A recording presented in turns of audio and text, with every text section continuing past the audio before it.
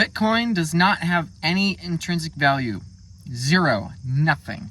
There is nothing unique or special about Bitcoin. It is purely an idea. You can't breathe Bitcoin. You can't drink Bitcoin. You can't eat it. You can't live in it, right? You can't drive a cart with it, right? You can't do anything with the Bitcoin that is practical in your life to better your life, right? But guess what? A wheel to drive a car, you need the math of a circle to design the wheel, right? Oh, and by the way, you need a couple more on the back of your cart, right? You need at least 5 wheels to make a car. But the math that makes those wheels doesn't have any intrinsic value. There's no intrinsic value into figuring out the math behind the wheel. There's no intrinsic value to these kinds of things, right? It's not about if something has intrinsic value or not. It's about if something can actually be used practically to improve your life or improve the life of others. Why? Is because human beings are the ones with intrinsic value. Me, you, and every other person out there you've met, every other person you've heard of, every other person you've never heard of. Every single one of these people is a legitimate person, is a person that has intrinsic value. Every single person is made in the image of God. Everybody has intrinsic value. And so what makes a global economy run is not what has or what doesn't have intrinsic value.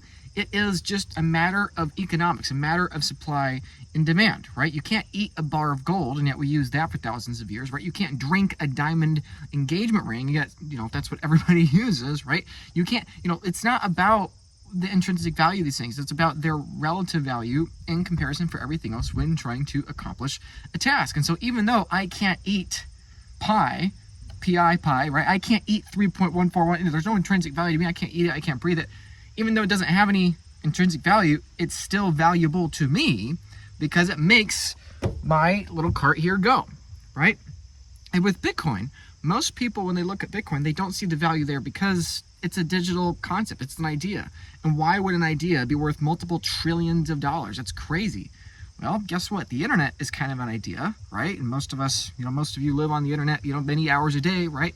The circle is an idea, right? All these things are abstractions.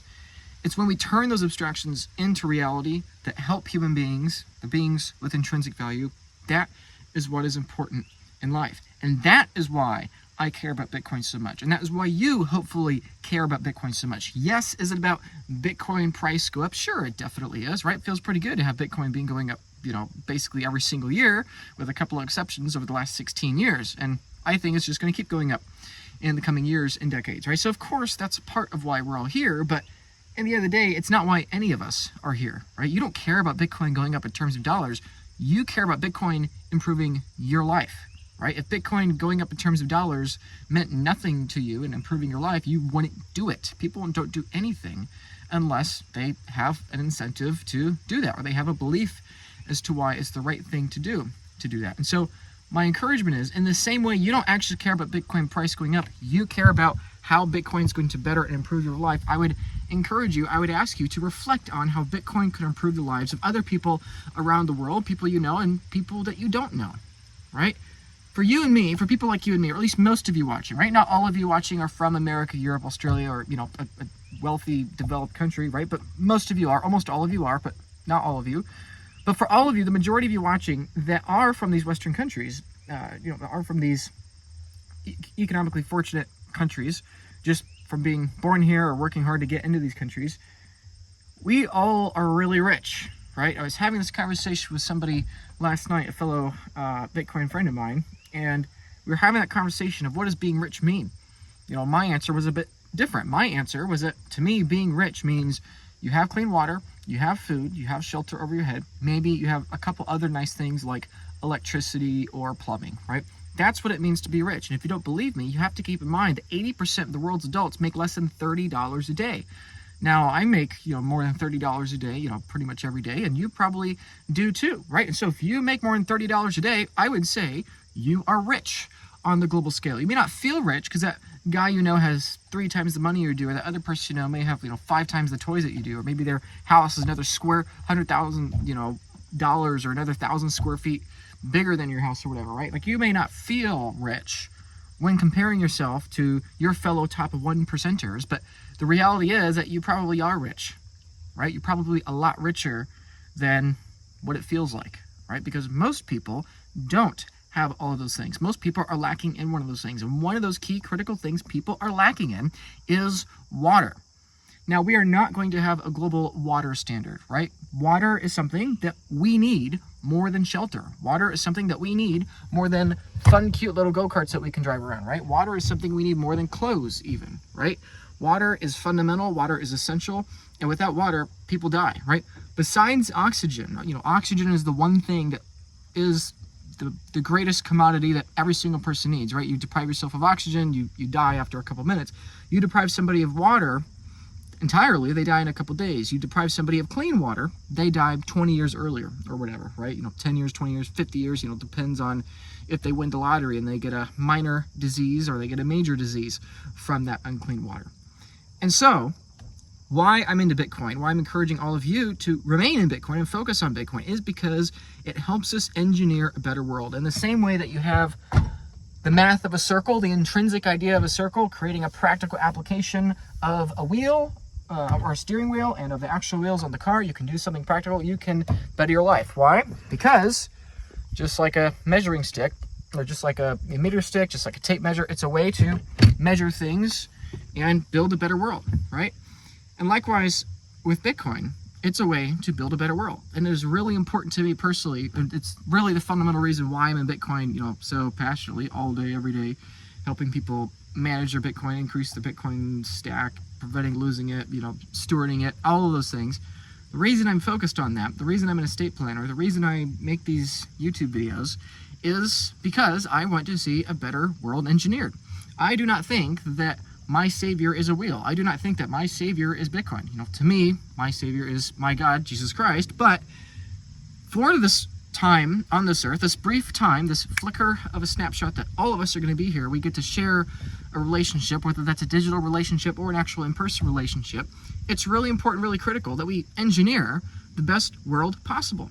Not because our technologies are worthy of worship, not because our impressive achievements are worthy of worship, but because human beings are made in the image of the one who is worthy of worship. And so it is our duty, it is our command to serve these people in love and help them live the best lives possible for as long as possible. So that's why I'm really happy to help support, help be a part of the Team Water movement. In the same way that there is no second best Bitcoin evangelist like Michael Saylor of the of MSTR strategy, right? In the same way, there's no second best digital energy, right? Which is Bitcoin. In the same way, there's no second best digital circle, or excuse me, no second best, mathematics behind a circle. The biggest YouTuber in the world, Mr. Beast, is having a new fundraiser. They did Team Trees 5 years ago, trying to raise $20 million. Then they did a next fundraiser, raising $30 million to take out, I believe, 30 million pounds from the ocean. Now they're doing a new fundraiser. They're trying to raise $40 million to help 20 million people have clean water for 20 years. And in my opinion, that is a very big deal. $40 million in the grand scheme of things may not seem like that much money, but there's about 2 billion people in the world today that don't have the same access to clean water like you and like me. And so to take 20 million people over the next 2 decades, 20 million people out of this crisis of not having clean water, that is about 1/1000th of all the people in the world through this program are going to be taken out of a lack of clean water. That's 0.1%. That is a huge number. And granted, there's going to be, hundreds of thousands of people probably that are going to donate to help make this happen. But my encouragement to all of you watching is to consider, how are you stewarding the money you have? You're going to have way more Bitcoin than the average person is, right? Pretty much everybody you're watching. I don't care if you have 100 Bitcoin or you've won 1/100th of a Bitcoin, right? A lot of my clients are millionaires, multimillionaires, in many cases, in some cases, decamillionaires, and, in some cases, worst case scenario, they're soon going to be a millionaire in the next couple of years, right? And so that's something I would encourage you to think about. And this is something I see a lot with either my clients that are older, my clients that have major health conditions that, they're staring at a shorter time span than people like you and me are much more fortunate to enjoy.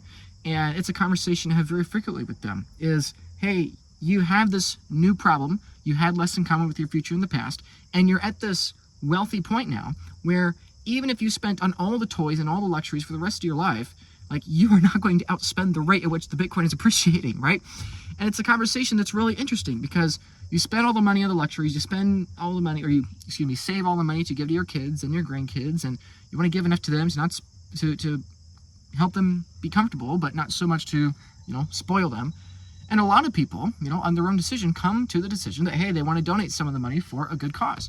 And so I've been very fortunate and happy to see that happen in many cases to people's varying causes they are personally passionate about, whether that's a church organization, whether that's a more secular or humanitarian effort, right? Whatever it is, my encouragement is for you to think about those things. Maybe you have a lot of money right now and you want to donate some of it. Maybe you don't feel like you have a lot of money, even though you probably do. It's still going to happen where you got to think about someday, hey, I got to steward this and help build a better world, which ironically is better for you, right? This campaign, this whole Team Water campaign, this will make Bitcoin price go up, right? And I'm not donating personally. I've donated a little bit to this campaign. I'm not donating to that because I think it's going to, make Bitcoin number go up, but because it's the exact concept of the principle why it makes Bitcoin number go up. If we can help another 20 people over the next 20 years, we have 2 million people have clean water. How many of those people are kids? They're going to be able to go to school and build new future innovations to build a better world, right? This is why it's really important that the whole world adopts Bitcoin, not just the fancy, suit and tie people on Wall Street, right? We need everyone in the developing world. We need the billions of people that don't have the financial privilege to say, I don't understand why Bitcoin's valuable. I can just use Venmo, or I can just use a bank account, right? There are billions of people that don't have property rights. There are billions of people that don't have clean water. There are billions of people that have food insecurity or are malnourished, right? There are millions of people every single year that are dying from completely preventable means. 3 million people a year are dying from a lack of affordable heat in the winter. 9 million people a year are dying from starvation. Hundreds of thousands of kids every single year are dying from lead poisoning, right?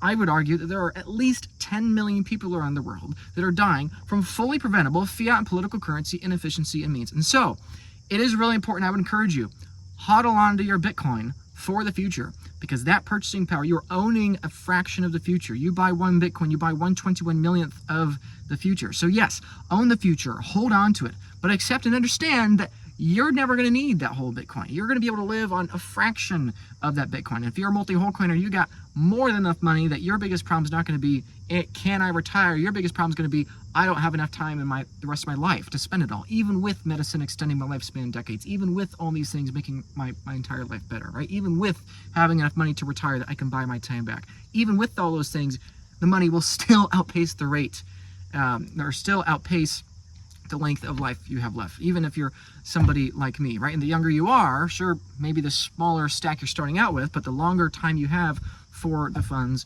to compound. So I'll tell you a couple of examples of things that I care about passionately, and I would encourage you to find the things that you're passionate about. For me, in my past, many years ago, I donated funds, I raised funds, and I made a short documentary for an organization bringing clean water to people in Mali, Africa. It was a really wonderful project. I loved doing that. Unfortunately, there was the honeypot afterwards of Al-Qaeda and other terrorist groups coming into the country, and they've taken over the country. The rate of hunger has actually doubled in the last roughly 10 years in Mali, an absolutely horrible, unsafe, and devastating tragedy. And so it's not enough to have the short-term mindset of helping the person today. You also need the long-term solution. So that's my encouragement. Figure out what your balancing act is. How much of your energy, time, resources, and intellect are you going to dedicate to helping solve the problems of today? And how much are you going to dedicate to solving the problems of the future? If you're like me and you're basically obsessed with Bitcoin and thinking about the future, we tend to skew a lot towards helping solve the problems of the future. And so there could be a time and a place to support the problems of today. One other example was I helped raise a good bit of money from a bunch of Bitcoiners, helping install stoves in Guatemala a couple years ago. And we raised a pretty good amount of money. We raised about a fifth or a quarter of a Bitcoin or so, which is, pretty significant money, especially now at current prices. And, a lot of that was spent on solving problems of today. We helped a few hundred people, and, over the course of, about 50 or so families, we helped them all gain these new stoves. Everyone got a stove, everyone got a Bible, everyone got a water filter. And this is a really big deal. Helps them have more food, more calories going to the kids' stomachs, right? Less trees are being cut down, therefore, slowing the rate of deforestation. It's still happening, but that's a very easy way to slow the rate of deforestation by half, and therefore, at least double the timeline at which, you have to help the next level of upgrade, for the country and for the populations, the villages, and, for the forest, right? And it's also really important because when the parents are spending less money on buying more wood and chopping down more trees to burn in open pit fires, what that means is that means more education for the kids, it means a brighter future, it means all these things, better job prospects. It's a positive feedback loop, right? It's not one thing that is the solution, it's a multitude of things that when you get that flywheel going, it really acts in your favor, right? Just like I was mentioning before, there was this new campaign, Team Water, right? It's the same kind of concept. This campaign is hopefully, Lord willing, going to help 20 million people, or excuse me, going to help 2 million people. I keep getting that mixed up. 2 million people in the next 20 years, aka 40 million years of water, right?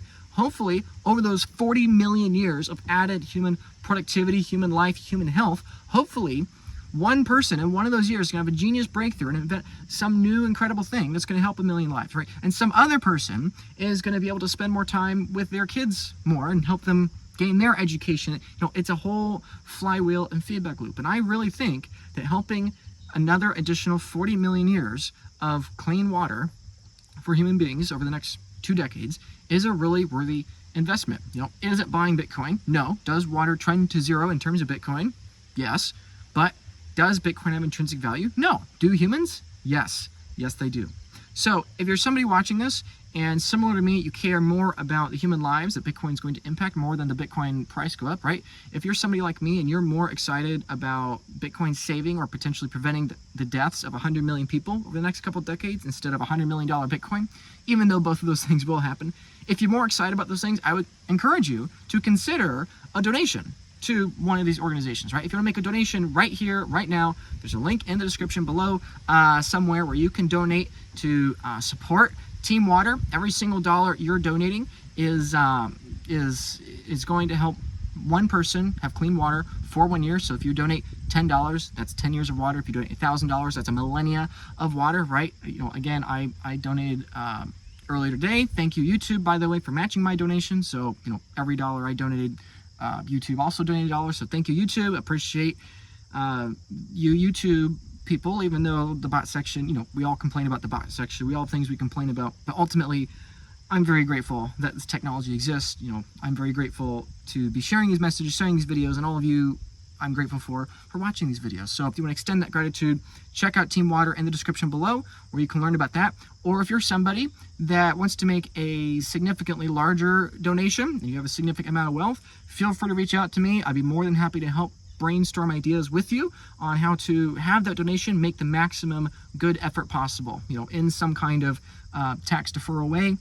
We can find a way to incorporate it into your tax bill. So essentially the government's helping you donate half of the money, right? Let's say you donate 100 grand, you get a 50 grand tax write-off. It's basically the government helping you donate that money, right? And I don't know about you, but since we're in Bitcoin, I'm suspecting that probably we don't, that would make us a little happier, right? To see less money going to the political currency war machine and a little bit more of that money getting back into your pocket, so it's going to somebody else's pocket in some other place in the world that has been disenfranchised by the political currency system that all of us, including you and me, have likely benefited from. So, if you want to make a donation, highly encourage you to do so. I did myself. I would encourage you to do so. Thank you, Mr. Beast, for doing this.